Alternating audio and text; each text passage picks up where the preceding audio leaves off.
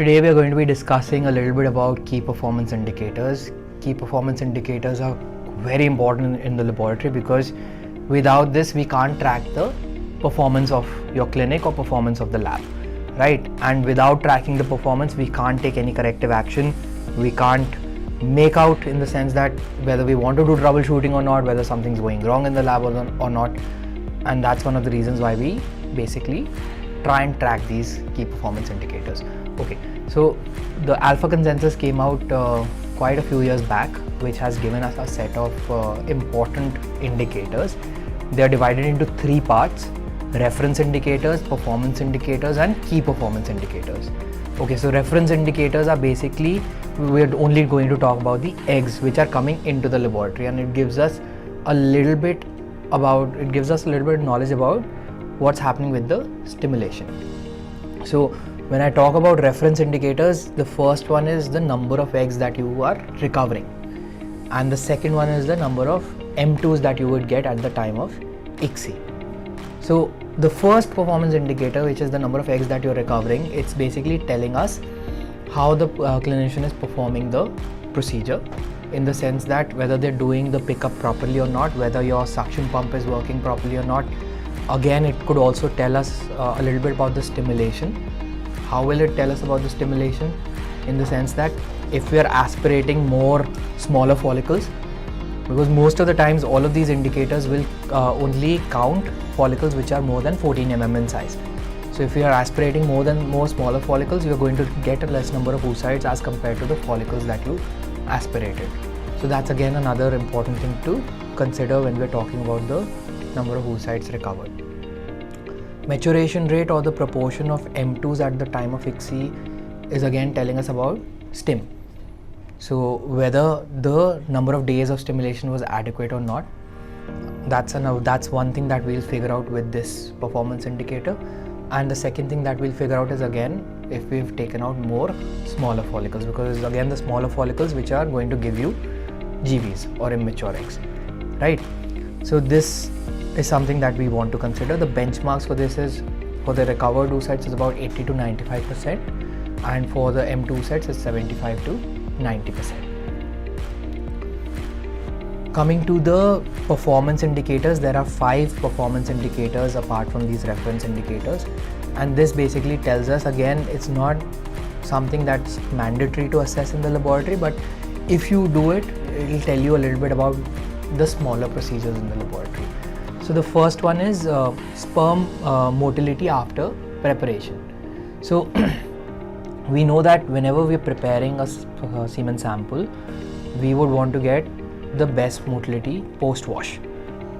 Why do we want to get a good percentage of motility post-wash? Because that's ultimately going to determine our success with the whatever procedure we're planning, whether it be IUI, whether it be ICSI, or even IVF.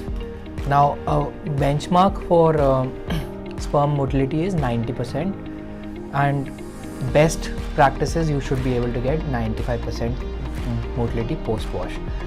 Now, if sperm motility is reduced post-wash, let's say we are not reaching the competency of 90%, then what happens? What are the important points that you would want to consider? So first thing that I would do in such a scenario is observe the embryologist who's preparing the sample, because if they're leaving a little bit of residue behind when they're taking out the supernatant from the tube, that is the most important thing that would contaminate the sample, or that would reduce the motility, because you've not washed it properly. Second thing I would want to check is whether the RPM is correct, the G-force is correct when we are centrifuging it, whether the dilutions are correct, all of these important things. How much is the waiting time for the sample? Let's say I had a sample in the morning, I prepared it late in the evening. Obviously motility is not going to be great.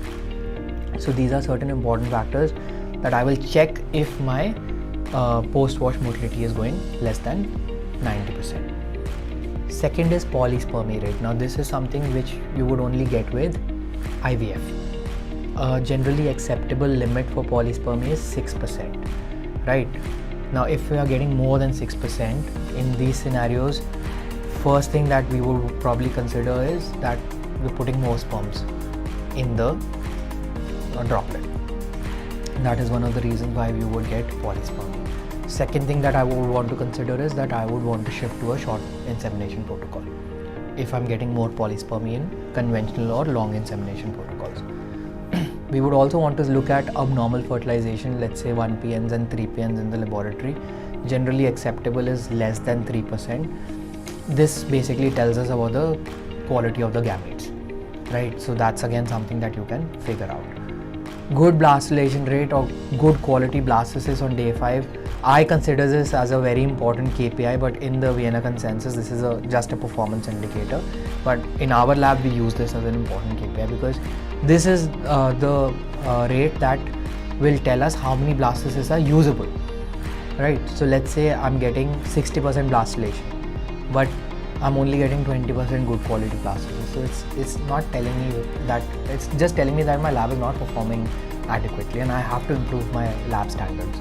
So competency here is 30%, benchmark here should be about 40%, but I would want to consider that your blastulation rate and your good quality blastulation rate be close to each other.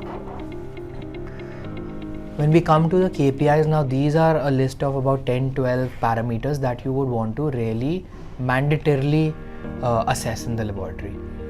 This tells us how your lab is performing, and important ones here are your fertilization rate.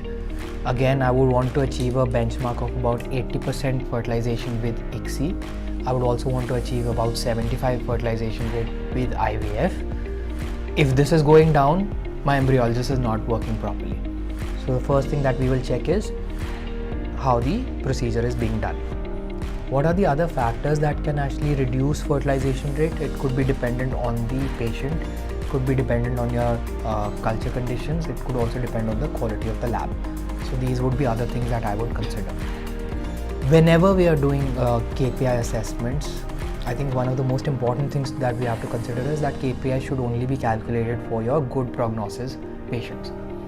If I have a poor responder, if I have a poor prognosis patient, let's say severe endometriosis, severe PCOS, all of these cases I know that my KPIs are not going to be good, and it's the patient factor that's related to it. So whenever I'm trying to assess anything within the laboratory that's compromising my outcomes, it should only be for the good prognosis pool of patients, and that's where I would calculate all of these rates and take corrective actions accordingly. Now, other things that you would want to consider is cleavage rate. Cleavage rate should be more than 99%. So this is number of 2 PNs converting into 2 cell, 3 cell, 4 cell embryos, right? This should be almost 100%. If there is anything wrong happening here, if your PN assessment is, let's say I have 10 2 PNs and I only get 8 4 cell, that's telling me that maybe my temperature inside the lab is getting compromised or my PN assessment is problematic. Both scenarios can happen, right? Day 3 development is about 70%. That's what we would want to achieve from the number of eggs that are fertilizing. Blastocysts, we're wanting to get about 60%. That's a great benchmark to achieve. And like I mentioned, good quality blastocysts should also be close to your blastulation rate. There are certain other key performance indicators that we would want to consider, like cryosurvival. That's again something that should be close to 100% or 99%, because with vitrification now it's become so standardized that we are getting about 100% survival rate, right? So that's again another important thing to consider. One of the most important ones is implantation rate. I think I've already had a small discussion with you regarding this, but basically implantation rate tells us about both factors. It's telling me about the embryos or the quality of the embryos. It's also telling me about the endometrium, right? Implantation rate for cleavage embryos is always lesser as compared to blastocysts. One of the reasons why it's lesser is because we're transferring more embryos with cleavage stage, sometimes 2, sometimes even 3. With blastocysts, you'll generally do a single or maximum a double blastocyst transfer. Now, other reason why implantation rate is lower would be that not all 8 cells will become blastocysts, and even good quality 8 cell embryos might not become blastocysts. And there are few ways of selecting a cleavage stage embryo as compared to a blastocyst. You have a more robust system of selecting a good quality blastocyst with the embryo grading systems that we have. So that's another reason that implantation rate is lower. Whenever we have a low implantation rate in the clinic, first thing that we would want to do is assess the number of embryos that we are transferring, right? Second thing that I want to do is try and reduce the number of embryos that I'm transferring so that I improve the implantation rate. Let's say I'm getting high clinical pregnancy rates to the tune of 50-60%, but my implantation rate is lower. It automatically tells me that the number of embryos that I'm transferring is more, and I can easily reduce on it because my pregnancy rate is high, and all I need to do is have proper embryo selection within the laboratory, and that's one of the reasons why implantation rate is one of the most important factors to consider. Okay, so these were all the key KPIs.